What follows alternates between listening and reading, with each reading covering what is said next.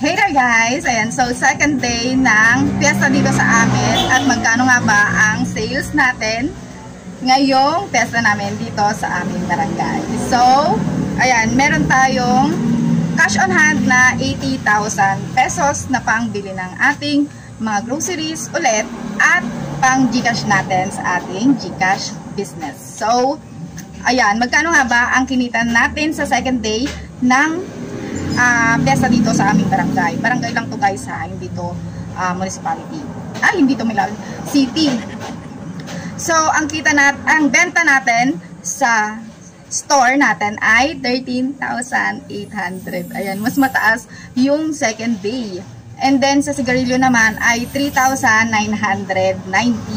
At ang kita natin sa lo ay 650. At ang Gcash natin kita ay 1,561. So, mas mataas yung sales natin sa second day ng fiesta. So, yun lang guys. Happy fiesta! Happy selling to everyone!